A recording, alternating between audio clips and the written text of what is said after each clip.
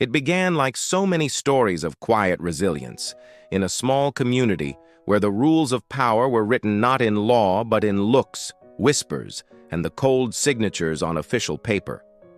His name was Isaiah Walker, a black rancher whose life had been built on the rhythms of the land. He woke before sunrise each day, tending his horses and cattle, moving with the same patience his grandfather once taught him. The earth only gives back what you give it first. The ranch was not just property to Isaiah. It was memory, inheritance, and dignity. His grandfather's dream, his father's struggle, and his own life's work. For years, Isaiah lived quietly on the outskirts of a suburban neighborhood that had grown up around him. What was once open countryside had become a neat sprawl of homes, each tucked behind manicured lawns, each watched over by a homeowners association, the HOA. They had rules for everything: the height of grass, the color of doors, and the way trash bins could be placed on the curb. Their control was total, and to Isaiah, unnecessary. His ranch had been there long before the neighborhood. He owed them nothing. But to the HOA, Isaiah was a problem.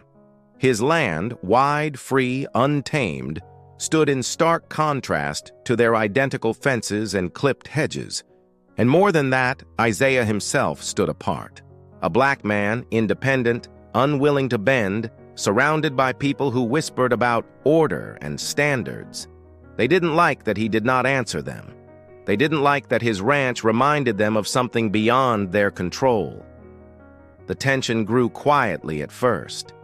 Petty letters slipped into his mailbox, complaints that his horses were an eyesore, that his tractor made too much noise, that his barn lights disrupted the harmony of the neighborhood. Isaiah ignored them.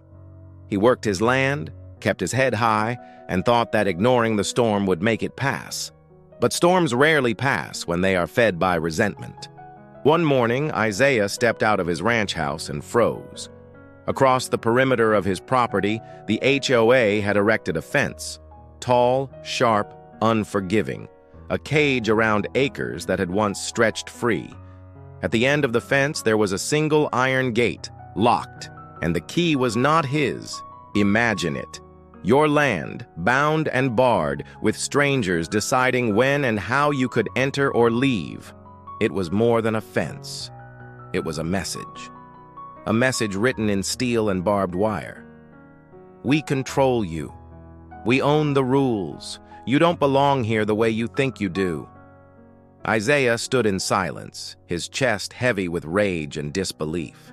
He thought of his grandfather's hands, calloused from clearing this land with nothing but grit and hope. He thought of his father, who fought to keep the property through years when banks refused loans to black farmers. And now this theft dressed in legality.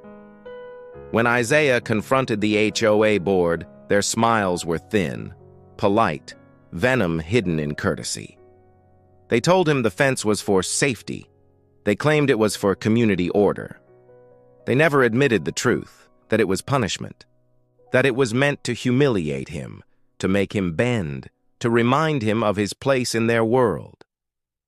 But Isaiah had long ago learned that dignity is not given. It is taken back, piece by piece, when others try to strip it away. And so he stayed calm, even as the board laughed softly at his protests, even as they told him he could submit a request for access to his own ranch. The days that followed were heavy. Each time Isaiah walked to that gate and saw it locked against him, he felt the full weight of history pressing down. Generations of men and women fenced out of opportunity, fenced out of justice, fenced out of the very land they built with their own hands. He knew this was bigger than a quarrel with neighbors. This was about respect, about whether his life's work could be stolen under the excuse of rules. And so Isaiah made a decision. He would not fight them with anger. He would not curse the fence or beg for keys. Instead, he would do something they never expected, something that would flip their weapon against them. He would buy the very property on which the gate, and the only key, rested. It was not easy. The land with the gate was technically owned by one of the homeowners, who had grown tired of the HOA's endless demands and was quietly looking to sell. Isaiah saw the opportunity. With quiet determination, he gathered his savings, took out loans, and struck a deal.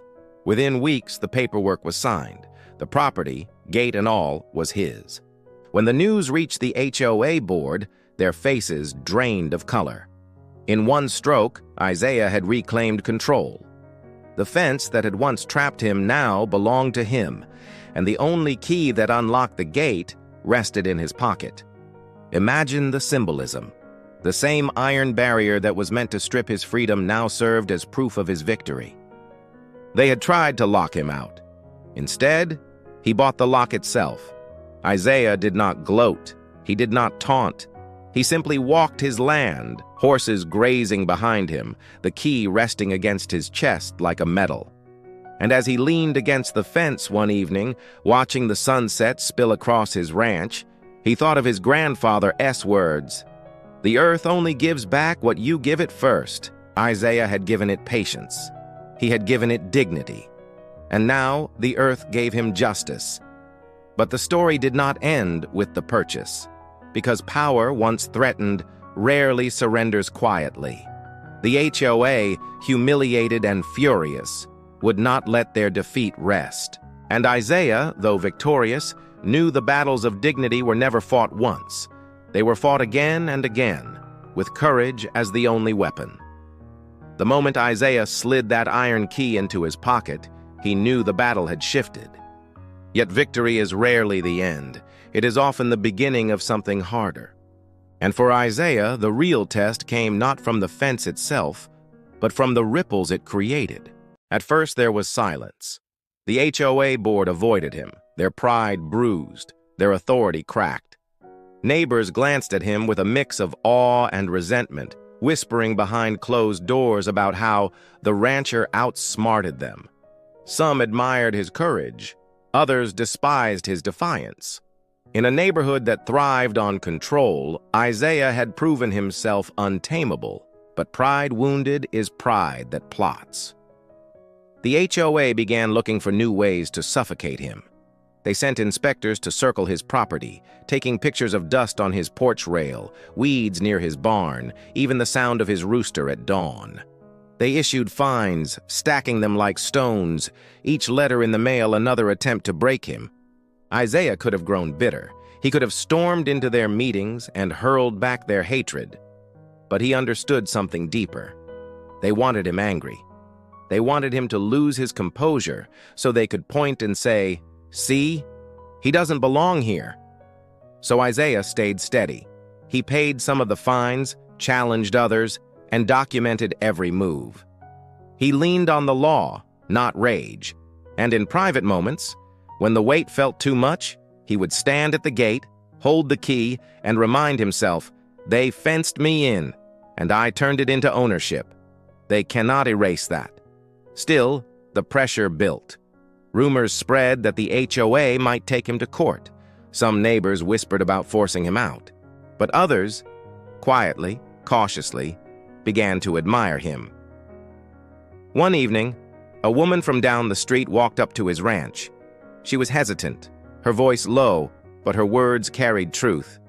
"You stood up to them," she said. "We all wanted to, but we were too afraid." It was the first crack in the wall of silence. Soon, others followed. A retired couple stopped by with baked bread, thanking him for showing courage. A young father whispered that Isaiah's stand gave him hope that maybe, just maybe, the HOA's grip wasn't unbreakable. Isaiah began to realize his fight was no longer just about him.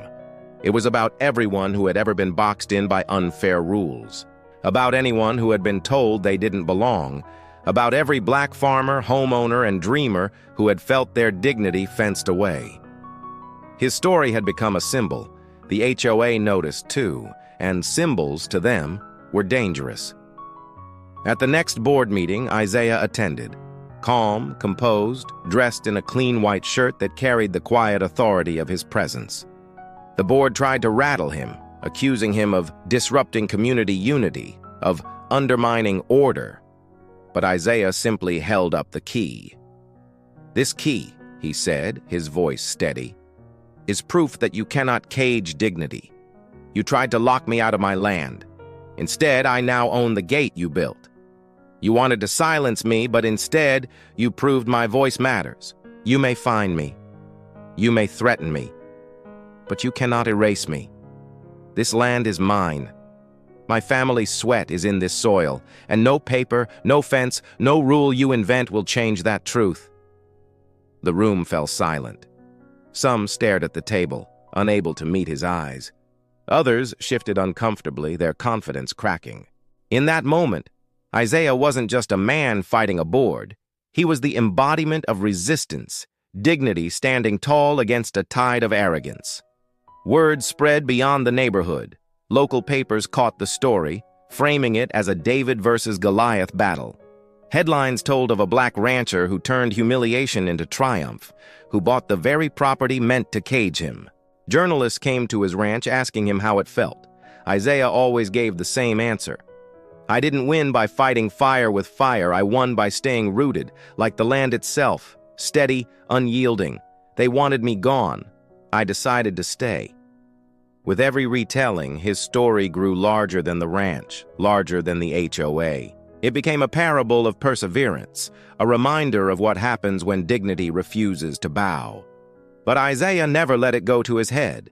He still rose before dawn, fed his horses and mended his fences, the ones he built with his own hands, not the ones forced upon him. He still remembered his grandfather's voice, honored his father's struggle. For him, the fight was never about fame. It was about the simple right to stand free on land that carried his family's legacy. And as months passed, something remarkable happened.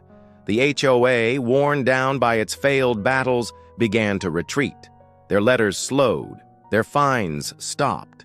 The board fractured, members resigning under community pressure. The fence remained, but it was no longer a prison. It was a monument, a reminder of what they tried to do and how he overcame it. One evening, Isaiah stood by that iron gate, the key warm in his palm. The sun dipped low, painting the sky in gold and crimson. His horses grazed quietly nearby, and for the first time in many months, he felt not anger, not exhaustion, but peace. He thought of the generations before him, men and women who had been told no, who had been fenced out of opportunity, who had been locked away from their dreams. He thought of how many never had the chance to hold a key, to flip the script, to turn oppression into ownership. And in that stillness, Isaiah whispered a promise.